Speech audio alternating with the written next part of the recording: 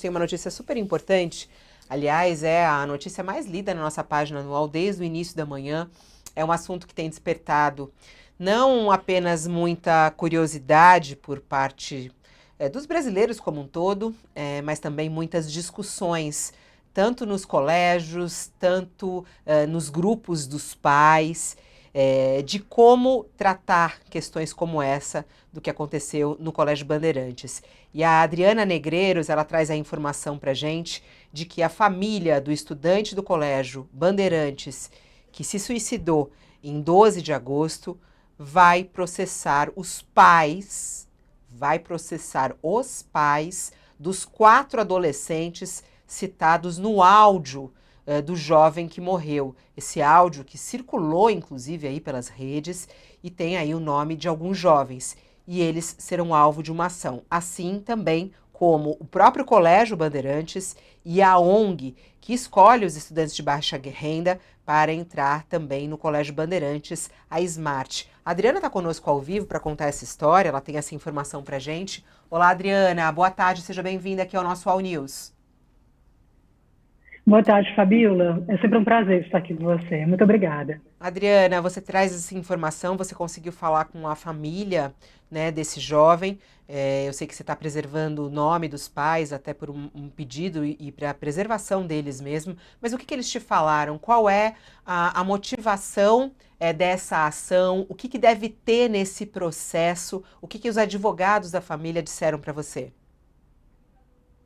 Fabíola, a gente já vai completar quase 2 meses dessa morte trágica desse adolescente de 14 anos, né, que tirou a própria vida a caminho da escola. E o que acontece? O que a família agora busca? Ela busca uma reparação, né, porque, obviamente, né, assim, não se trata de buscar uma indenização, porque não tem dinheiro no mundo que pague uma tragédia como essa que se abateu sobre a família. Né, o jovem que morreu era um garoto de 14 anos, é, que era brilhante no seu desempenho escolar, enfim, há uma série de questões, né, envolvendo esse caso, e o que a família busca agora é uma reparação, busca justiça, né, e aí o que acontece? Não é possível, como me disse o advogado que defende a família, pensar em, por exemplo, colocar na prisão o Colégio Bandeirantes, o Smart, que é essa ONG que escolhe os alunos de baixa renda para estudar em escolas de excelência, tampouco os pais dos adolescentes que foram citados no áudio e foi deixado pelo jovem antes de morrer. Né? Diante dessa impossibilidade, qual é a punição possível? É uma punição pecuniária, ou seja, financeira. Né? Então, a ação que será proposta é uma ação que está sendo elaborada e que deve ser dada entrada nessa ação até o final de outubro. Essa é a expectativa da família. A ação propõe, é uma ação cível, não é uma ação criminal, propõe que essas 3 pontes, ou seja, o Bandeirantes, o Smart e o conjunto de pais, indenizem a família pelo ocorrido. E o que a família alega? Né? Qual é a linha de acusação da família? É que tanto Bandeirantes, quanto Smart, quanto os pais são responsáveis pelos crimes de homofobia, racismo e tortura racial. Né? Nessa ação não se menciona o bullying. O bullying foi muito mencionado, né, na época em que se divulgou o caso, né, porque, inclusive, no áudio que deixou para os colegas, esse jovem fala que era perseguido por 4 adolescentes em especial. E o que acontece?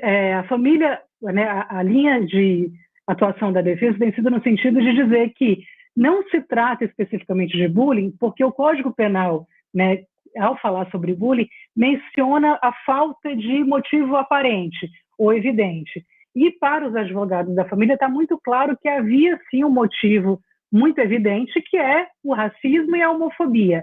Então, toda a linha da defesa está indo nesse sentido, né, dessa acusação de homofobia, racismo e tortura racial. O bullying não foi mencionado. Uhum. E agora, esses 4 adolescentes, como eles são, né, menores de idade, portanto, inimputáveis penalmente, eles não podem responder pelos crimes, o que se faz é procurar responsabilizar os pais dos adolescentes, né, porque o próprio Código Civil determina isso, né, que os responsáveis pelos adolescentes respondem pelos atos que eles venham a cometer.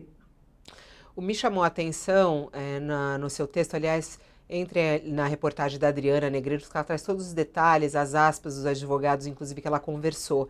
Me chamou a atenção a fala do advogado, Adriana, quando ele diz que essa ação é inédita na justiça brasileira porque ela não visa a indenização.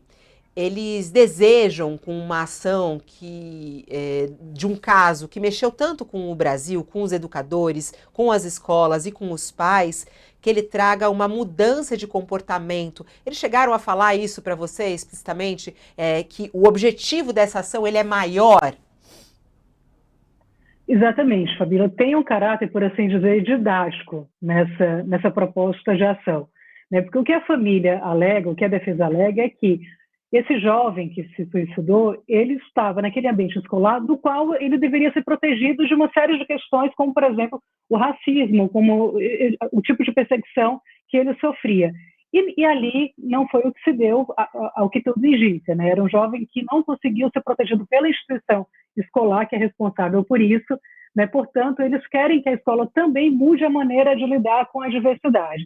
E aí tem um aspecto que é muito importante destacar, Fabíola, que é o seguinte: esse jovem ele era um aluno bolsista, e o Bandeirantes é uma escola aqui de São Paulo, cujas mensalidades são em média de R$ 6.000, portanto, é um espaço frequentado pela elite paulistana, assim, os estudantes, de uma forma geral, são de famílias muito ricas, e esses jovens bolsistas, muitas vezes, enfrentam uma série de questões dessa diferença socioeconômica com os demais alunos. Isso ficou muito evidente, inclusive, logo após a tragédia, né, foi um caso que deixou a família muito abalada. Houve uma reunião no Conselho Estadual de Educação daqui de São Paulo, em que um dos conselheiros, o Mauro de Salles Aguiar, que foi presidente do Bandeirantes durante muitos anos, e que hoje atua como consultor da escola, ele disse nessa ocasião que os bolsistas, né, ao saber do que havia ocorrido com esse jovem, agiram de uma forma muito agressiva. Né? Isso deixou a família muito magoada, né, muito indignada com a maneira como isso foi colocado. E, na ocasião, o Mauro de Salles Aguiar disse também que a saúde mental não deve ser o foco das escolas.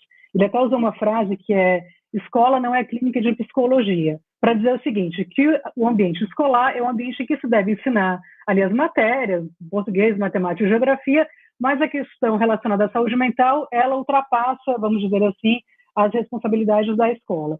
Então, com base, inclusive, nesse pós-tragédia, a família tem exigido muito que o Bandeirantes mude a maneira de se relacionar com seus alunos e contemple essa diversidade que há na escola. Né? Já que é uma escola que se propõe a estabelecer um convênio com uma ONG que coloca dentro dessa escola alunos de baixa renda, é importante que a escola esteja preparada para acolher esses alunos e para integrá-los nesse ambiente. E muitas vezes acaba por ser um ambiente hostil, como foi para esse jovem que acabou por se suicidar. E o advogado me disse uma frase que ele disse que constará da ação, que é o seguinte: esse jovem, ao caminho da escola, considerou que a morte seria menos dolorosa do que frequentar a escola naquele dia. Então, isso diz muito sobre a maneira como esse adolescente se sentia no ambiente escolar.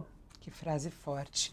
Adriana, parabéns pela cobertura desse caso. A Adriana sempre com muita delicadeza ao tratar de um caso que ele traz aí muita complexidade e é preciso ter essa análise ampla e também, como você disse, esse caráter até educativo. Muito obrigada e até a próxima. Obrigada, até. Adriana Negreiros, nossa repórter aqui no UOL. A reportagem está na nossa página do UOL para você conferir também. E